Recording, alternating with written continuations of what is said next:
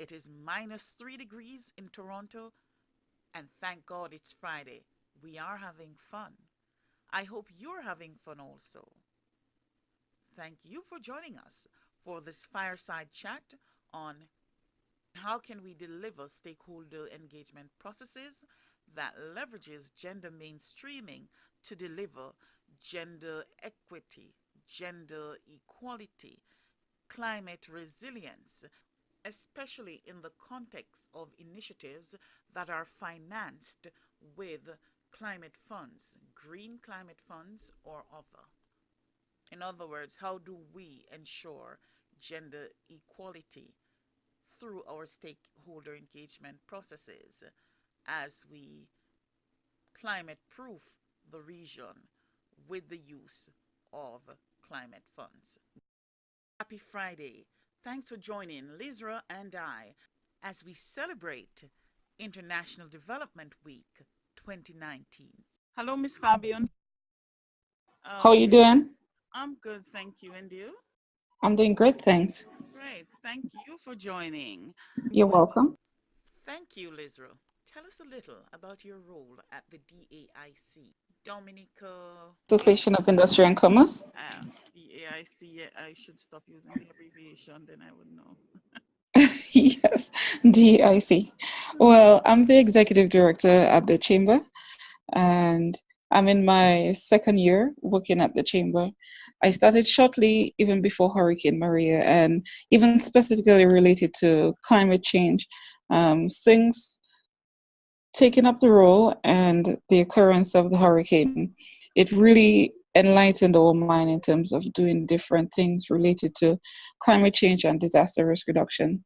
So, apart from that focus, it's running the daily operation of the chamber, interfacing with members, with stakeholders, locally, regionally, internationally, um, working along with the board of directors as well to ensure that the initiatives that we decide on can be fulfilled. So So you, it's a diverse role, mhm. number of responsibilities, but it's a great opportunity as well. Congratulations, Lizra. Great, great. That should be indeed interesting, given the different themes, topics, and businesses that would come to your table. Definitely. And in terms of your organization, it's Market, right? Maggot Wild Horse. Market Wild Horse. Mhm. Okay. I think it's also the first time I'm encountering With, your organization. okay, okay. So, So it's quite new to me as well. yeah, we are a strategic management and international development practice. We sell organizational improvement, trust, and reputation solutions. Our core areas are strategy, from identity through execution to evaluation and readjustment. Performance management and measurement is the other, and that focuses on program and project evaluation as well as organizational assessment. Marketing is another area, in particular, marketing research, cause marketing, behavior change marketing. There's entrepreneur development and support, and we also love to play with things trade and FDI. As it relates to business and entrepreneurship support, our sweet spot would be accelerators, incubators, and clusters, but we still love to serve our entrepreneurs one on one. For entrepreneurs, we offer a different kind of coaching solution. We offer an execution coaching solution that is geared at helping them to scale up as well as to address any other challenges that they may be having. We also engage in games, trivia, quizzes, and so on to get them thinking so they can always be in the mode of wearing the entrepreneur's hat, in addition to research for powering up their knowledge base and helping them to rethink their programs, processes, ideas, and just for getting general information for informing strategy and decision making. Lizra, let's jump into the topic of today's discussion, and that hot topic is how can we execute stakeholder engagement processes that leverages gender mainstreaming to deliver gender equality and climate resilience? Okay. From your organization, the DAIC, what role do you see your organization playing in terms of getting to climate resilience and, of course, gender equality through mainstreaming and stakeholder engagements? Okay, well, I see DIC there's a critical role for DIC in this whole process. DIC is a facilitator for businesses and for the private sector in Dominica. So any information, opportunities, and representation that we could make of businesses and our private sector, I see us fitting into that role. Primarily, I would say in terms of climate change and climate resilience, the role of DAIC would be to seek out opportunities and information and position ourselves so that Dominica, by extension, will be on the forefront of information and initiatives so that our businesses and private sector can benefit. I think so far, since the passing of Hurricane Maria, it's been one of the priorities of our organization in terms of building resilience for our business sector and for Dominica by extension. So any opportunity such as information or access to financing, like the Green Climate Fund, or a network that's being set up, we ensure that we advocate on behalf of our businesses and position ourselves to ensure that our businesses can benefit. Okay, thanks so much for sharing on that. As it relates to information for ensuring that the entrepreneurs understand and can participate effectively in the selection of projects and programs that are going to be financed through climate funds. Do you believe at this stage the various stakeholder engagement processes have provided you with adequate information to I understand fully? Mm-hmm. I think it's still in the process. Mm-hmm. We've not perfected the art, and I don't think any one organization has perfected the art in terms of stakeholder engagement as yet. But it's getting better in some cases. I think for some, they're wary of consultations, as sometimes we have a lot of consultations, but there's not a lot that comes through all the consultation processes. So Sorry, Lizra, could you say that again? Not there. Sometimes you have a lot of consultations, but there is not a lot of. of follow through or outcomes Okay. that benefit the businesses directly. Mm-hmm, mm-hmm. Yes, because in a lot of ways, I mean, consultants would have to ensure that they consult before they write up the project. So a consultation process happens before that, and then it happens during, and sometimes it doesn't always lead to direct benefit for the businesses. So they get wary of coming more frequently, so they do not always attend. Right. But that's also part of the role of the chamber to ensure that even if our businesses may not attend, that we understand their unique challenges and we're able to represent them. Okay. Thanks for sharing that.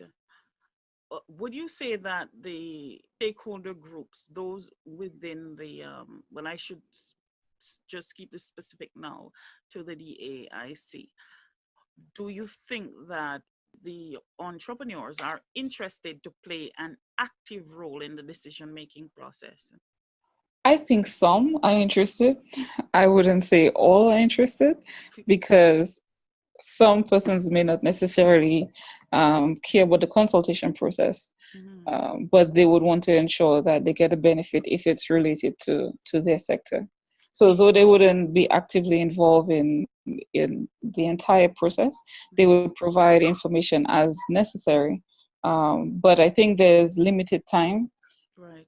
on the part of the businesses to focus on consultation. except if, like with my board of directors, they do support in terms of consultation and supporting where possible. So I would say directors or representatives of the private sector are more available, but not, I would say, not the general business sector. Okay, I see. So what do you think could be, just from your own, not necessarily drawing the hat of an expert in stakeholder consultations or climate fund or anything like that, but just Mhm. from your knowledge of your people, your membership, what do you think should be done differently, that so that your members would begin to understand their role, to understand their responsibilities, and then participate more fully in the engagement process?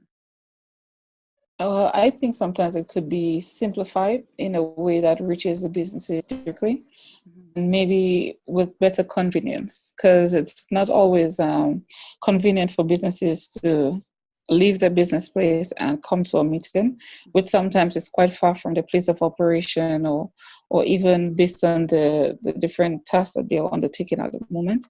Especially post Hurricane Maria, I try to ensure that we are understanding of the challenges of our businesses. Many have been rebuilding their business in terms of infrastructure, but also in terms of their processes. So there would be limited tolerance of coming to a meeting that's not related to their business at the moment.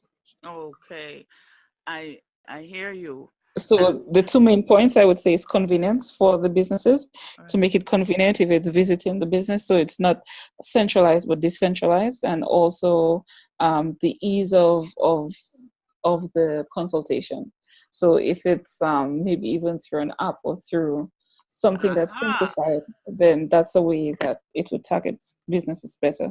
Though there's still um, persons may not spend so much time engaging in an app and using internet if it's not as easy to use, because sometimes depends on the location that persons are in, they may have to use data as opposed to a landline, and that would be more costly and time consuming. Ah, you went exactly where I was going because I was about to ask you, is it convenience in terms of time, or did it center around about both, a combination of time and Hmm. access? Yeah. And you mentioned technology. And I also Hmm. wanted to, my next question would be Facebook.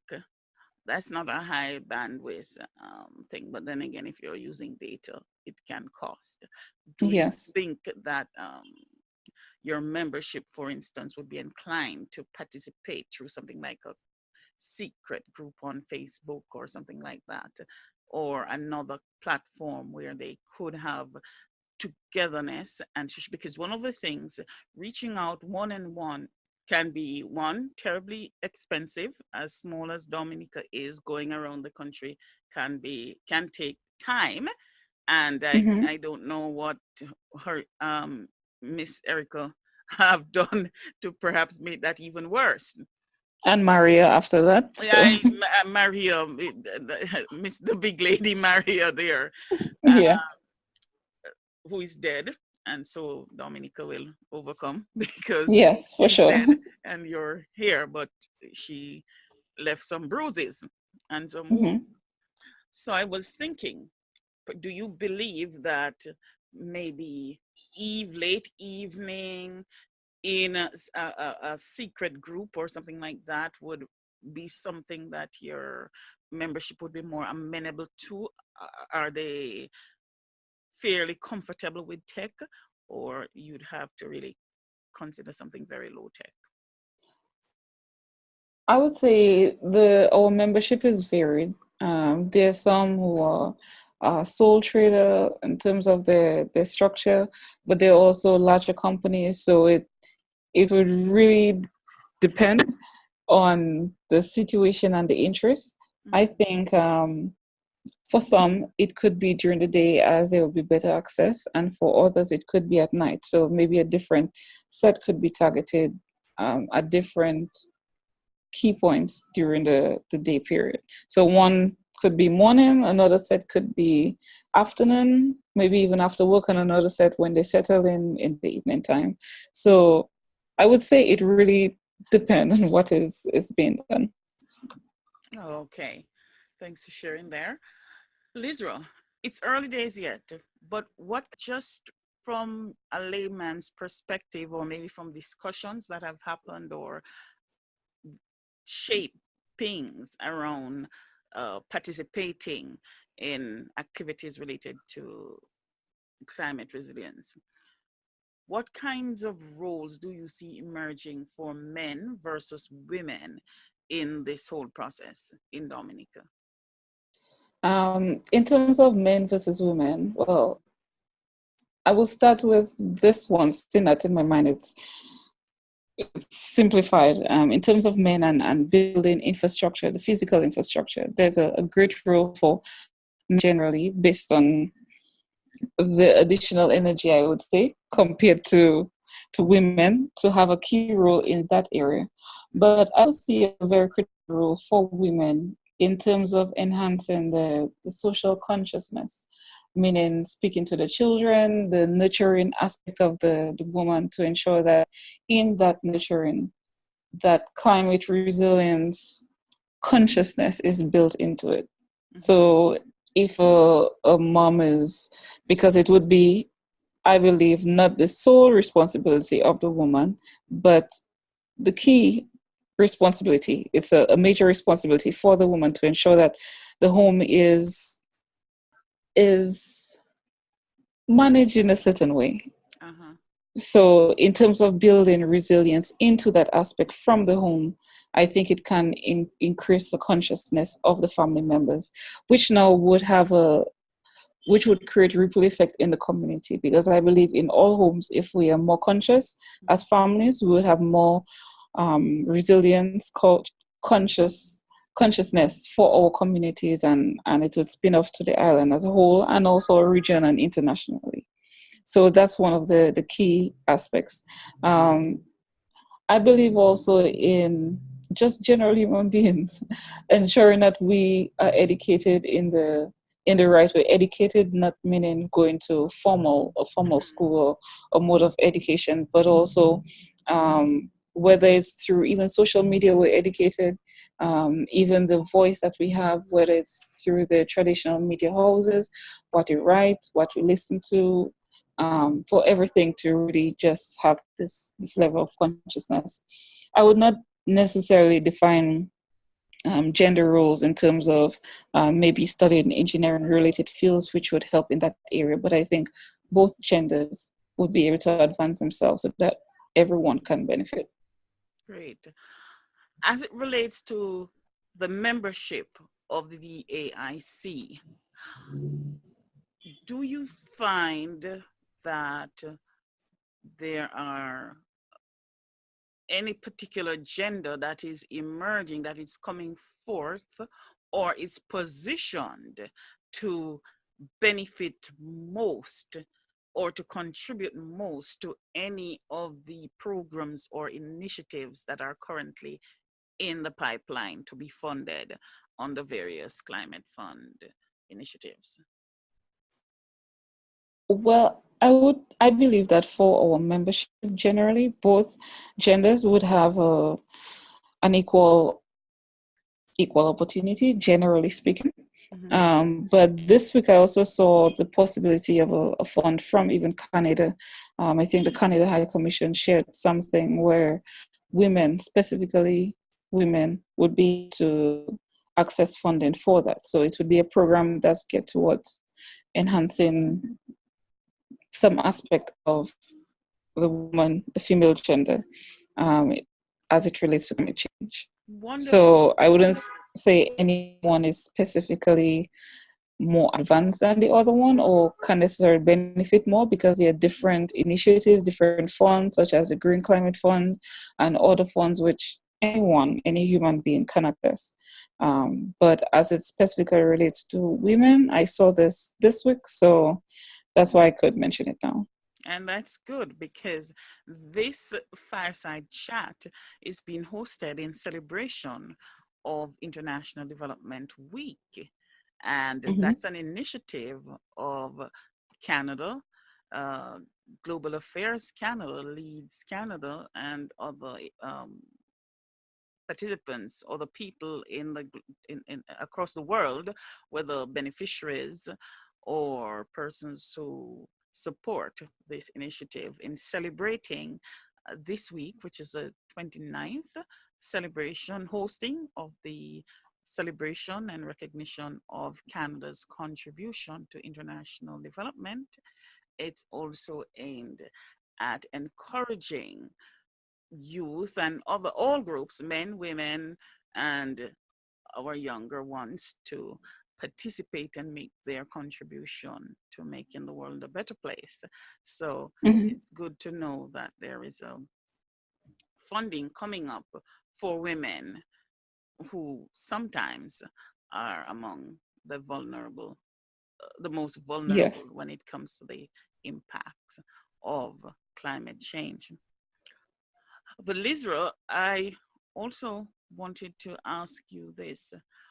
So far as you see it in Dominica, do you find when you speak about climate change, climate resilience, and gender, do you find that the engagement and the dialogue is balanced in terms of men and women, their rights, their roles, and their needs, and their and what they can contribute, as well as their ownership of the issue and issues?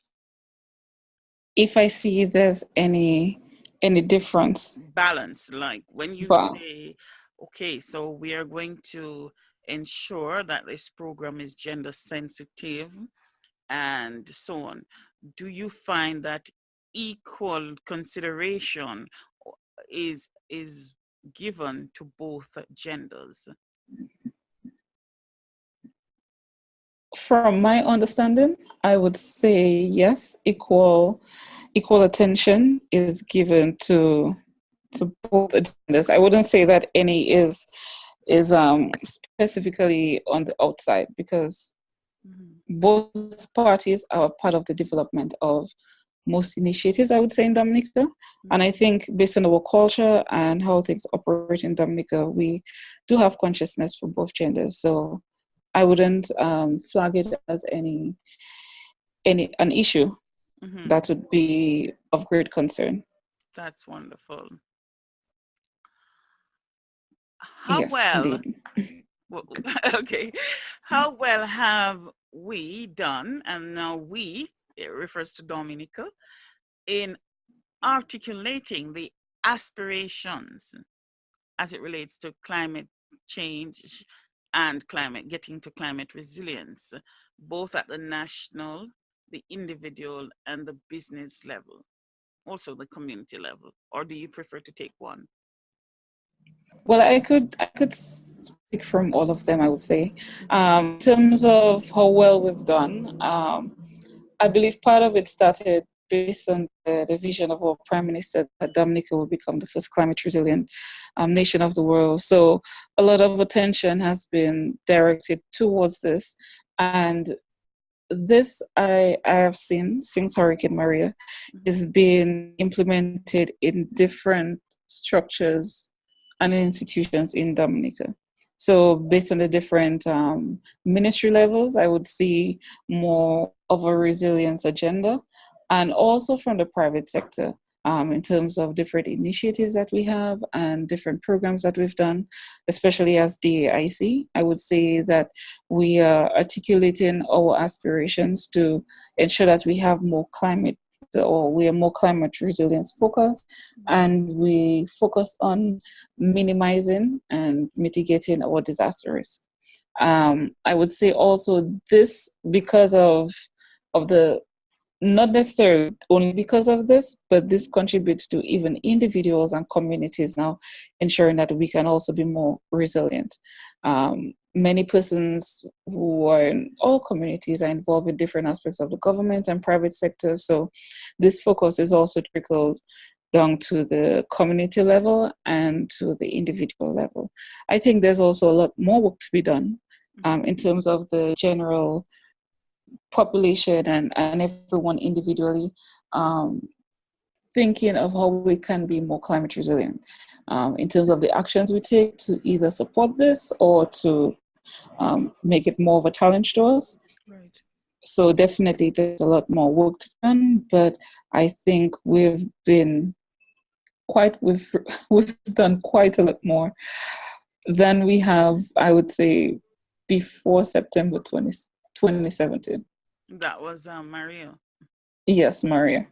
Okay. And I'm thinking now, because of that, the highest level you mentioned was national, but also regionally, we are doing our part to ensure that we can support as much as possible our Caribbean counterparts in ensuring that we take improve actions to be more climate resilient and mitigate our disaster risk. So I could even give an example. There are two things right now that we're involved in. First of all, there's the Action Network for Creole-speaking countries, which is an initiative of United Caribbean. And this unites the Creole-speaking countries, Dominica, St. Lucia, French Creole? Haiti. Yeah, French Creole. Okay. So Haiti, Martinique, and Guadeloupe. And there are different thematic areas, and one of them being business continuity, which I'm part of. So this is one of the areas that we focus, where it's not just Dominica, but whatever best practice we have can be shared with the others. There's also the launching of the network of chambers that we want to take place very soon. And the area that I'm most associated with is the disaster risk reduction pillar of the network, where I'm able to share best practices that we have in Dominica and also stick with best practices among our chambers in the region, so that all of us would be able to enhance our actions collectively. That's great. I have this question for you, Lizra. The DAIC as a whole, or even from your own individual perspective, what kinds of business, what kinds of opportunities do you see for businesses as it relates to climate resilience? Okay, well, there are a number of areas in terms of opportunities, and by no means I would have all the information for that. My mind would be even quite limited to the extent of things that would be available, opportunities that would be available. But I see it as consultants in specific areas to be more targeted. So whether it relates to families or even education, the educational system, private sector, public sector, supporting different aspects of our national community in terms of climate resilience, there would be definitely opportunities available there. Currently, there are educational opportunities I'm seeing now. Even this week, I saw the one for New Zealand. There's some scholarships for New Zealand in terms of climate resilience, disaster management, and environment, and some other areas. So by even being educated, first of all, based on the most current trends of the world, then other opportunities that I may not be able to identify can come from this, and support can be given. I also see opportunities for supporting the NGO community. Quite a number of persons I've seen have gotten employment opportunities with the NGOs, as they cannot all import everyone that they need to work in Dominica. I think initially we saw a lot more persons coming in, but as that's been phased out, and for some organizations, they've been extending their support to be more medium term as opposed to short term. There have been employment opportunities for local persons. I also see opportunities in other general business opportunities, even retail, sourcing of different items, supporting the construction sector, and not just even necessarily being the contractor on the ground, but supporting a business who is starting off, or even helping to formalize a business who is starting off, or the support services. They're definitely areas for assisting in that sector. There are opportunities in terms of recycling and using waste in different important ways, and even more specific niche capabilities that persons have. Once they can create value for a certain customer and receive money or value in exchange, then that would be a great opportunity. This week, I saw coming out of Mexico where they're using the pit of the avocado pear to make new biodegradable plastic forks and straws and all of that, Okay. which whilst I could see the benefits of the paper, and we had paper in the past. I don't remember using a paper straw, but paper and other things. I personally could see some sanitation related diseases happening in the periods of drought when it comes to reuse of some of those spoons and forks that we'll be walking up and down with instead of having something disposable. And then those who might be inclined to run a shortcut on something, again, causing some kinds of issues. But so I was glad to see that. Do you find your entrepreneurs are beginning to think of what exists in the natural environment that they may start looking at projects for converting into something that's going to make them money, good money, and is going to solve some of the new problems that will come when we have to give up some things in order to reduce the impact of climate change, and so therefore to move closer to climate resilience? I definitely think some persons are thinking more along those lines. I think we need more injection of innovation and creativity in even looking at what we have to ensure we can derive value from it. But definitely there are individuals who I may not even be aware of who are thinking of it, but I've heard from different conversations that the areas and opportunities for us in Dominica that we need to tap into. Right. And I do hope the stakeholder engagement processes will help to draw those out, and that those will, I don't know, maybe the question I should be asking is, to what extent have, for instance, some of the whatever engagement has gone on thus far, do you see actively some of the outcomes from that moving into, that's the aspirations of the people now as they come, and not just aspirations but goals in terms of business? Because when we think about this climate change and so on, we take the farmers for instance. I personally know of a former client from incubator days who, I think it was from, since Erica did a major one on her business, because she was in the natural soap business, and all the herbs and spices, initially she just had to start by importing stuff. So first you just be importing her essential oils and so on, but now she didn't have her plant life that goes into her natural soaps. And I can imagine after Maria now, that must have been a total wipeout. Yes.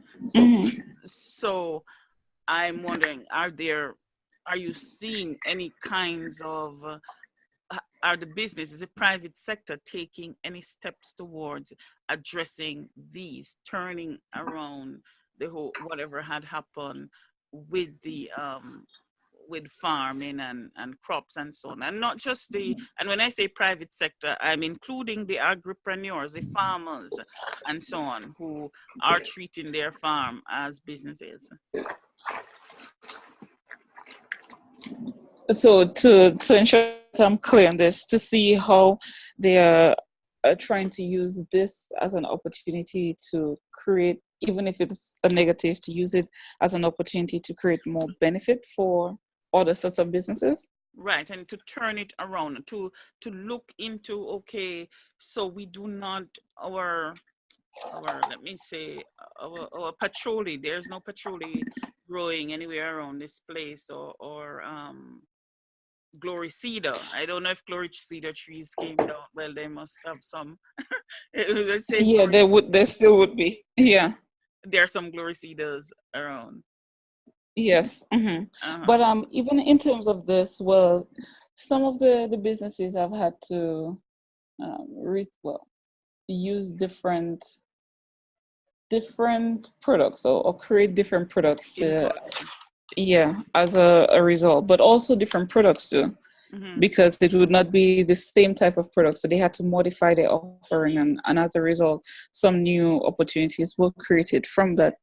But in terms of the scale of it, I know it's been quite a challenge for manufacturing sector, as many individuals lost, I would say, all of their input. So our manufacturing sector has been affected tremendously. In some cases, for the businesses who could import the alternatives or import similar products, they got to do that based on what was allowed, because not all products can be imported into Dominica. So this is still an area that needs a lot more work, and it's still a challenge for all businesses.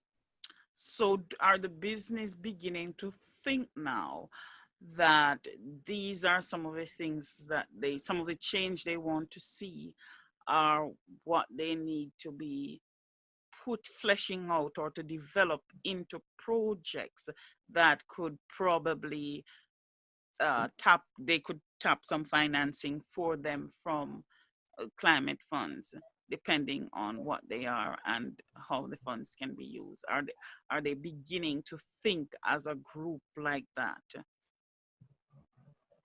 Well, in terms of that specific sector, I haven't had direct contact with them relating to that. So I really cannot confirm for them as to the extent of what initiatives are being done.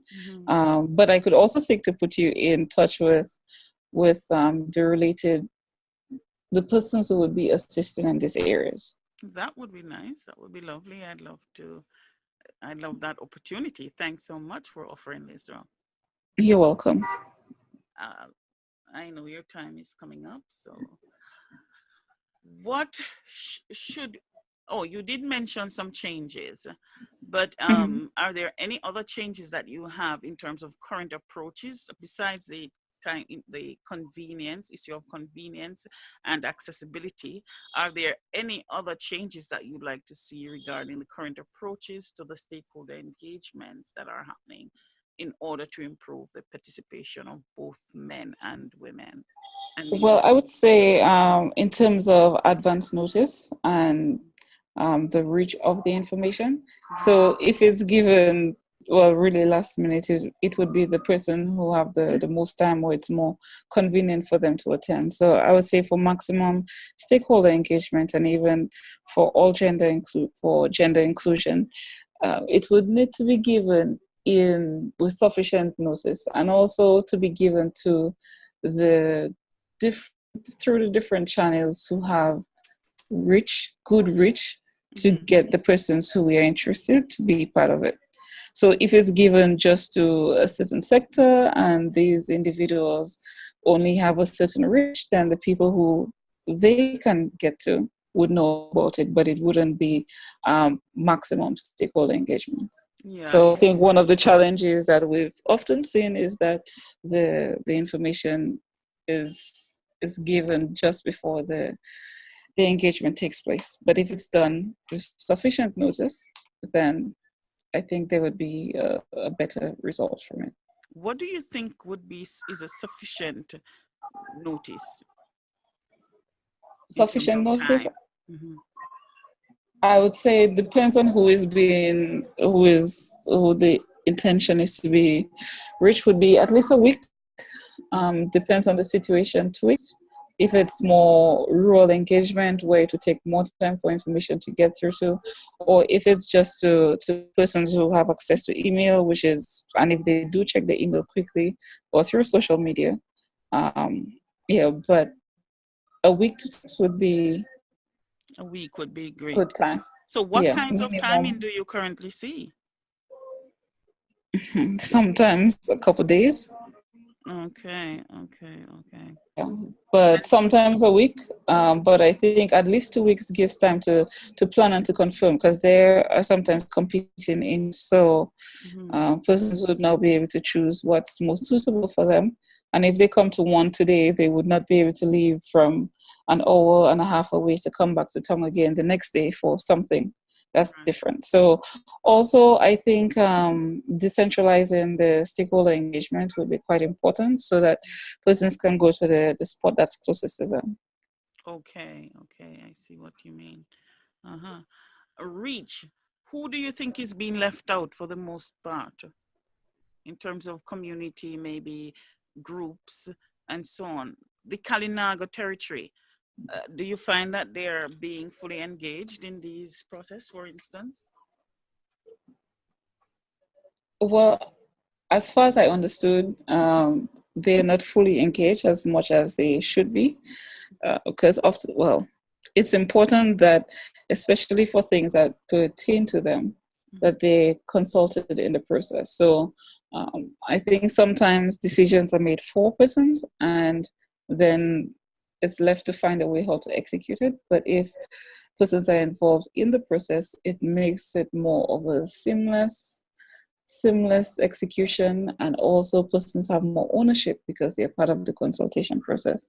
So I think a lot more can be done in terms of engaging different stakeholders, such as the Kalinago territory, even other rural groups, and the youth as well.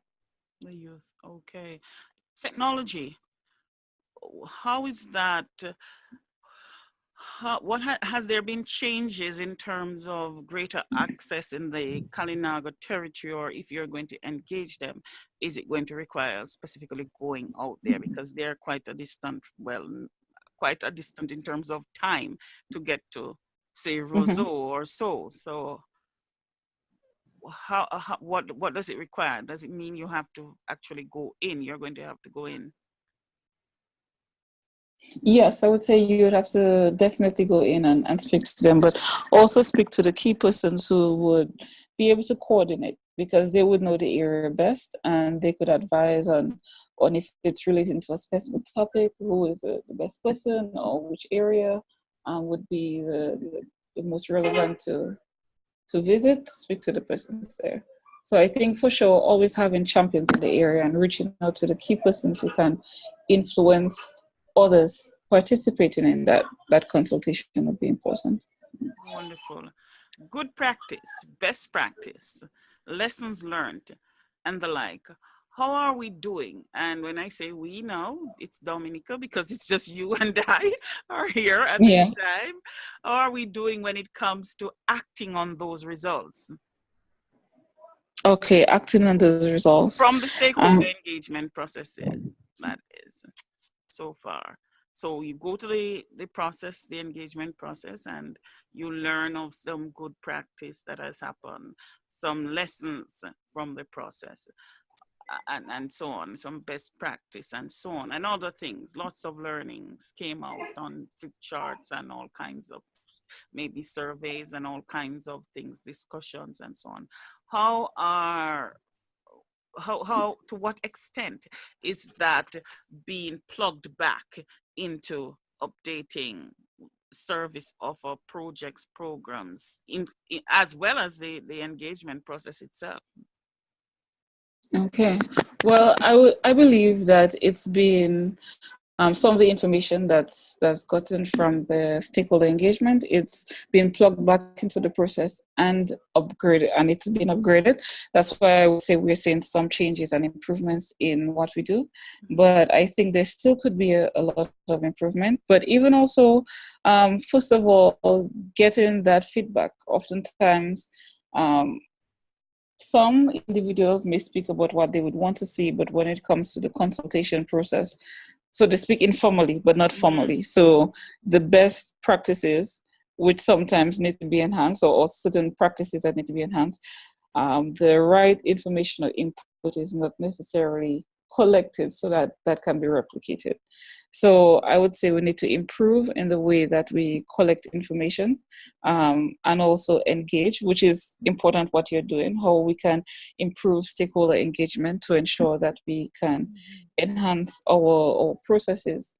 Um, there's a lot more that's desired in terms of continuity. So even if one set of persons may have the information, if it's not passed on and filtered through different like stakeholders, then we don't see that collective improvement. So that's the next key area that needs to be done. Even maybe best practices that one set would get, it may be applicable to another set. So I think knowledge sharing, knowledge management sharing, that's extremely important for our area. What do you believe would be the two, if you were to pick three mediums for knowledge sharing, given the, well, I'm not going to use size because people will already say, oh, but Dominica is small. But if they were then to try to travel on a daily basis from, say, Roseau to Woodsford Hill or to the Colorado Territory, they are going to see that small can take a long time. So if you take that into consideration and you take maybe even places where you have senior citizens. I know that the younger folks are not necessarily that fluent or don't necessarily use the French Creole to the same degree that maybe some older folks or folks who are raised in the deep rural places may use it. What would be the three top channels that you would choose if you were just trying to reach as many people as possible? Okay, if you want to broadcast information, I think WhatsApp is also a very good way in terms of using key influencers. Also, Dominica News Online is also, it's been traditionally one of the most popular means of reaching individuals. And also DBS Radio. That's another important way of reaching persons who listen to the radio. So not often always those who listen to radio would look at the online media houses, but also not necessarily the ones who share, but certain things can be shared in certain areas that persons would still not access in the Dominica News Online or the DBS Radio. And to get them to participate, actually, to share and to talk in a group, how willing do you believe some people in rural places may be these days for using technology to share and learn that way? Well, it really depends on the amount that's required. So, like the part of Dominica that I'm from, I actually travel an hour and a half to Roseau every day, and that's one way. I'm from Benz, so that's quite a far way. And I'm thinking of persons from my area and their willingness to participate in certain things, especially as connectivity right now. We use data as in my community, we don't have the regular internet. So that for sure would be quite expensive. So in terms of engaging persons, definitely it would not be as a long process if it requires online or internet, the use of internet. So I think it really have to depend on the community that you want to reach. So you really have to do like a formal survey plan to know, okay, I'm sampling these communities and then look at this specific community, what's the accessibility based on internet or to different forms of media, what's the general culture there? Is it that persons generally leave that community and go out to work and to school and come back in? Or is it an increase in aged population? So really understanding the dynamics of the community to be able to target the medium to best reach the people who is intended to reach. Community centers and youth. Do you see any initiatives, for instance, to perhaps use, and maybe not even so much community centers because they're not going to be a lot, but even churches? Do you see where there are maybe computers in access to computers in, say, churches, or a schoolroom for that matter, since schools are back, and you could perhaps institute a program where youths could teach the elders how to use, or to accompany them in, completing, sharing the information that they want to share using technology, and so using landlines if they're available, or a financing of that landline versus having people use their data to participate in the process. Do you see any such initiatives? Well, I haven't seen, but I think that would also be quite valuable, so that some persons use their platform to benefit some others. But it would have to be in a very simplified manner so that it can include as many persons as possible. Okay, so I'm just going to thank you so much, Lizra, for sharing. So I have one last question for you, and that is, what is working and what is not working in terms of evaluation and adjustment of current approaches to the stakeholder engagements itself, various ones that have been happening? What is working? Well, what is working is when maximum stakeholders, in terms of groupings or organizations, are involved. There are organizations such as DAIC and other similar private sector organizations, but also civil society organizations, which would have a good reach for the people who we would want it to reach. So when these stakeholders are not included in the process, then we don't reach as many persons, or we don't have as much inclusion, and it would not be best suited to everyone generally. So what's not working is when we don't use these avenues, but what works is when we actually do. So I've seen situations when we have engaged, there's more inclusion and persons feel more part of the process, so they can speak more positively about what's been happening. And positive feedback, and when someone tells someone else, then these persons tell others, and it's more of a ripple effect. But also when there's a negative information, it's also a ripple effect. So I would encourage that we use the different mediums and different champions. Also seek out through these mediums even access to other mediums, like even through the DIC, access to the other private sector organizations, so that whatever contact is sent through us, maybe you'd send it to them if it's related to them specifically.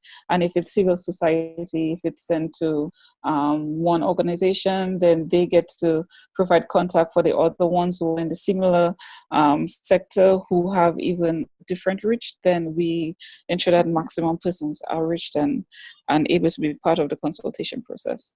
So for instance, the DAIC, what kind of reach do you have?